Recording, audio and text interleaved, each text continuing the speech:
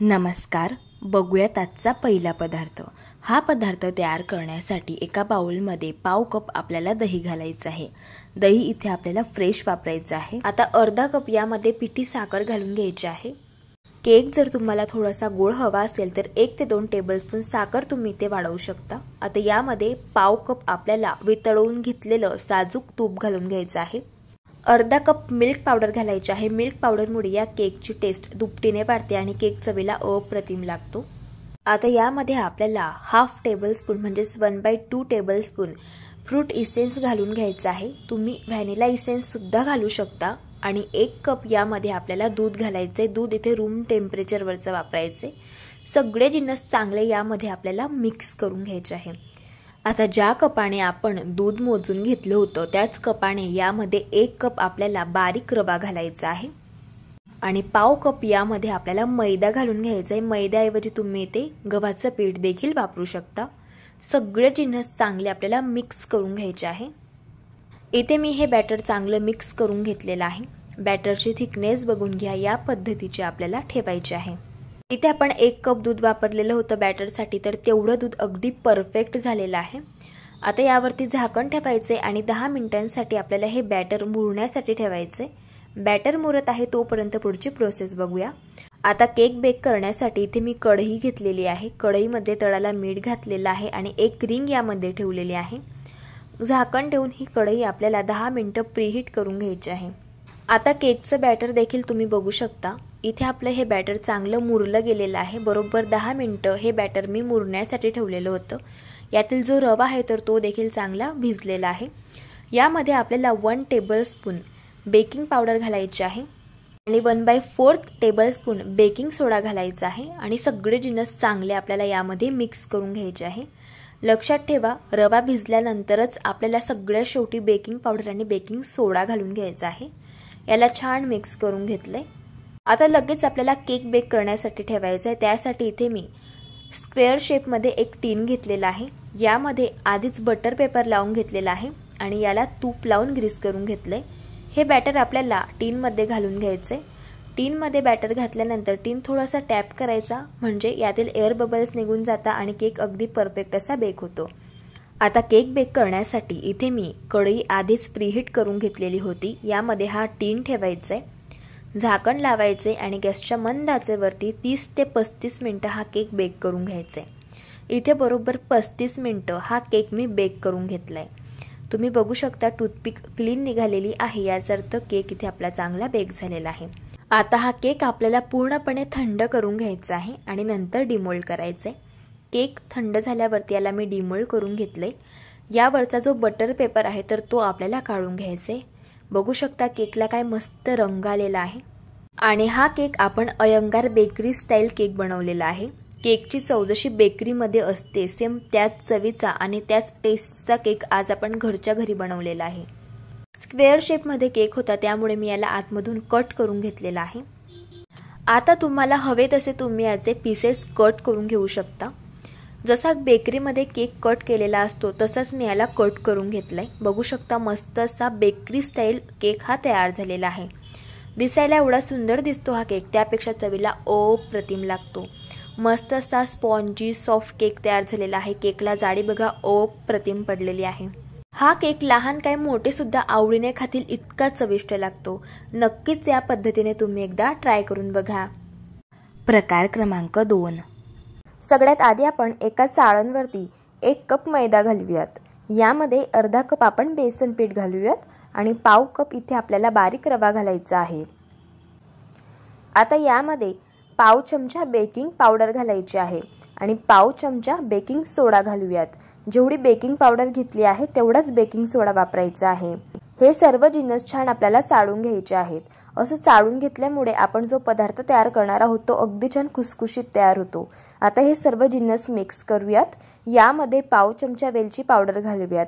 अशी वेलची पावडर घातल्यामुळे या पदार्थाला चव खूप छान येते. हे सर्व जिन्नस मी छान मिक्स करून घेतलेले आहे. आता एका बाउलमध्ये अर्धी वाटी आपल्याला साजूक तूप घालायचं आहे. इथे तुम्ही बटर किंवा डालडा तूप सुद्धा वापरू शकतात। आता हे तूप छान आपल्याला 3 ते 4 मिनिटं छान फेटून घ्यायचं आहे। हे तूप छान फेटल्यामुळे अशा पद्धतीने पांढऱ्या कलरचं तयार होतं, तुम्ही बघू शकता, अगदी परफेक्ट।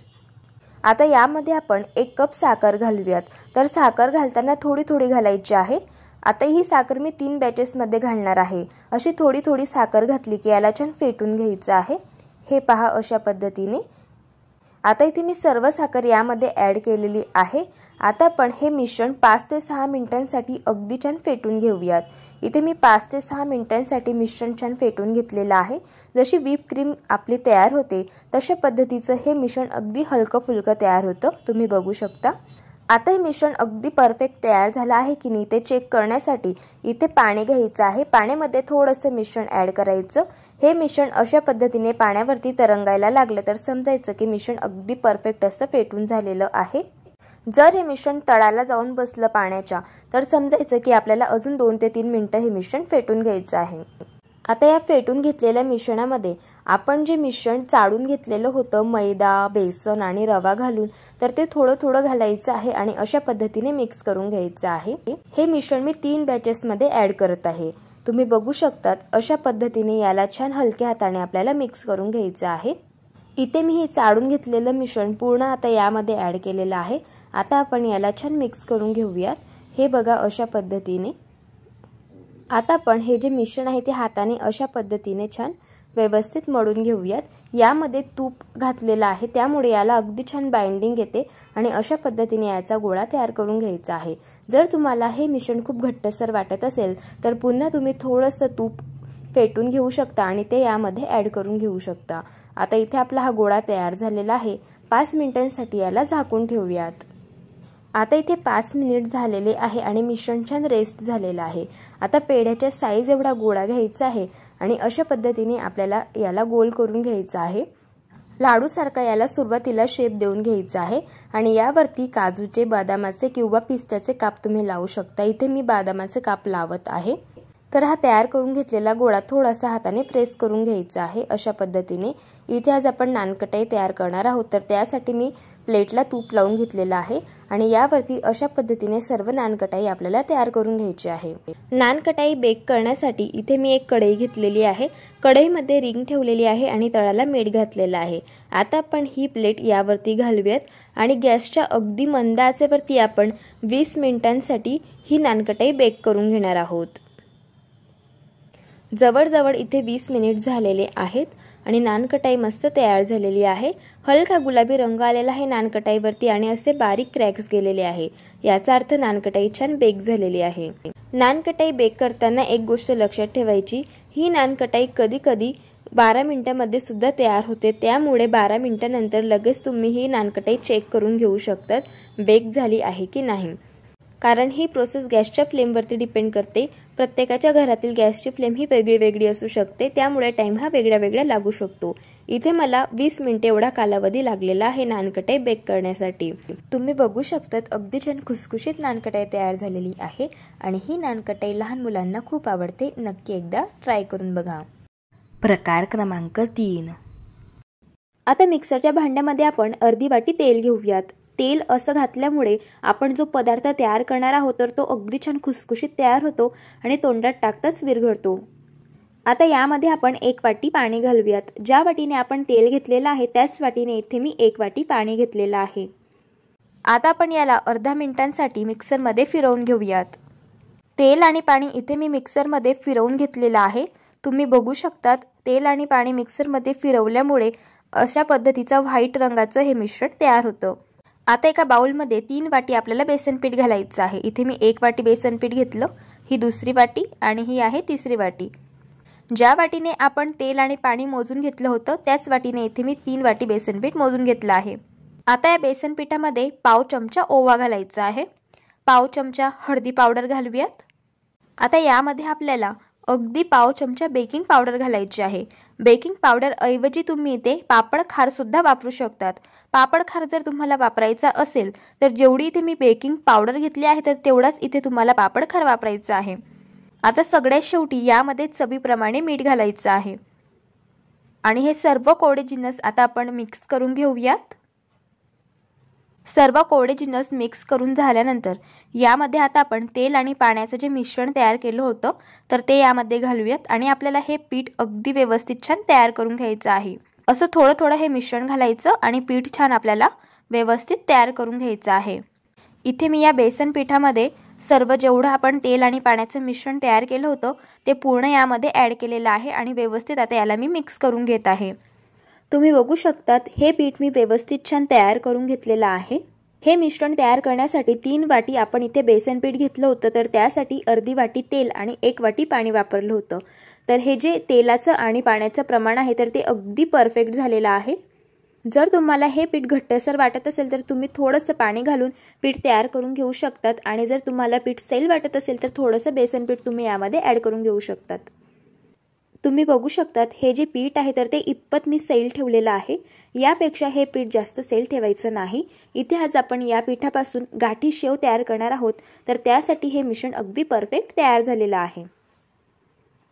गाठी शेव तयार करण्यासाठी इथे मी एक सोऱ्या घेतलेला आहे आणि यामध्ये गाठी शेव तयार करण्यासाठी जी थाळी वापरतात तर ती अशा पद्धतीची दिलेली आहे। जर तुमच्याकडे अशी गाठी शेव तयार करण्याची थाळी नसेल तर तुम्ही ते चकली तयार करण्याची थाळी सुद्धा वापरू शकता।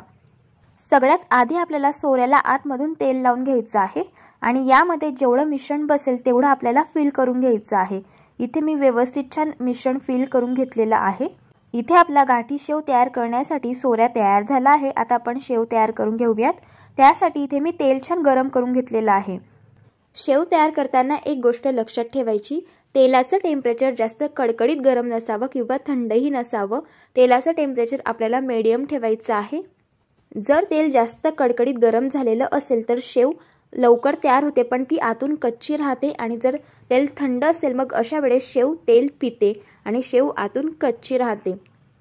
इथे मी तेल अगदी व्यवस्थित मीडियम टेम्परेचरवरती गरम करून घेतलेलं आहे। यामध्ये आता आपण अशा पद्धतीने हे गाठी शेव गाळून घेऊयात। आता गाठी शेव फ्राय करताना एक गोष्ट लक्षात ठेवायची, शेव जास्त गुलाबी रंगावरती फ्राय करायची नाही। अगदी हलक्या गुलाबी रंगावरती आपल्याला ही शेव फ्राय करून घ्यायची आहे। एक साइड शेवची छान फ्राय झाली की आपल्याला शेव पलटी करायची आहे आणि दुसरी साइड सुद्धा आपल्याला छान फ्राय करून घ्यायची आहे। ही शेव फ्राय करण्यासाठी टोटल इथे मला 4 मिनिटे एवढा कालावधी लागलेला आहे आणि मी शेव फ्राय करून घेतलेली आहे। तुम्ही बघू शकतात अगदी हलक्या गुलाबी रंगावरती मी शेव व्यवस्थित फ्राय करून घेतलेली आहे। आता आपण हिला काढून घेऊयात। इथे आपली गाठी शेव तयार झालेली आहे। तुम्ही ही गाठी शेव बघा अगदी छान खुसखुशीत तयार झालेली आहे आणि अगदी परफेक्ट जशी मार्केटमध्ये मिळते तशाच पद्धतीची ही शेव तयार होते आणि चवीला पण अप्रतिम लागते। तर तुम्ही सुद्धा अशा प्रकारे गाठी शेव घरी तयार करून बघा आणि मला कमेंट बॉक्समध्ये सांगायला विसरू नका। प्रकार क्रमांक 4। आता एका परातीमध्ये 1 वाटी आपल्याला मैदा घालायचा आहे। यामध्ये एक चीजचं क्यूब आपल्याला अशा पद्धतीने किसून घालायचं आहे। असं चीज घातल्यामुळे या पदार्थाला चव खूप छान येते। आता यामध्ये चवीप्रमाणे मीठ घालूयात। लक्षात ठेवायचं चीजमध्ये सुद्धा मीठ असतं त्यामुळे मीठ बेताने घालायचं। आता हे सर्व जिन्नस आपल्याला हाताने छान मिक्स करून घ्यायचे आहे। असं याला मिक्स करून घेतल्यानंतर यामध्ये थोडं थोडं पाणी घालायचं आहे आणि याचा आपल्याला अगदी घट्ट असा गोळा मळून घ्यायचा आहे। इथे मी पीठ छान मळून घेतलेलं आहे। आता यामधील आपल्याला अर्धा गोळा घ्यायचा आहे आणि याचा अशा पद्धतीने आपल्याला उंडा तयार करून घ्यायचा आहे। आता आपण याला लाटून घेऊयात। इथे आपण पीठ आधीच घट्ट मळून घेतलेलं होतं त्यामुळे ही चपाती लाटताना पिठाची गरज अजिबात पडत नाही। ज्या पद्धतीने आपण चपाती लाटून घेतो त्याच थिकनेसची आपल्याला ही चपाती लाटून घ्यायची आहे। हे बघा अशा पद्धतीने। आता आपल्याला याला कट करून घ्यायचं आहे। शंकरपाळी कट करून घेतो त्याच पद्धतीने आपल्याला याला कट करून घ्यायचं आहे। तुम्हाला हवे तसे तुम्ही लहान किंवा मोठे याचे काप करून घेऊ शकता। इथे आज आपण चीज बाईट्स तयार करणार आहोत। आता हे चीज बाईट्स फ्राय करण्यासाठी इथे मी तेल छान गरम करून घेतलेलं आहे। यामध्ये आपल्याला हे चीज बाईट्स घालायचे आहे। हे चीज बाईट्स गॅसच्या अगदी लो फ्लेमवरती आपल्याला क्रिस्पी आणि कुरकुरीत होईपर्यंत हलक्या गुलाबी रंगावरती फ्राय करून घ्यायचे आहे। गॅसच्या लो फ्लेमवरती फ्राय केल्यामुळे अगदी छान क्रिस्पी आणि कुरकुरीत हे चीज बाईट्स फ्राय होतात। इथे मी हे सर्व चीज बाईट्स हलक्या गुलाबी रंगावरती छान फ्राय करून घेतलेले आहे। आता आपण यांना काढून घेऊयात। तुम्ही बघू शकतात अगदी छान असा या चीज बाईट्सला रंग आलेला आहे। अशाच पद्धतीने मी सर्व चीज बाईट्स फ्राय करून घेतलेले आहे।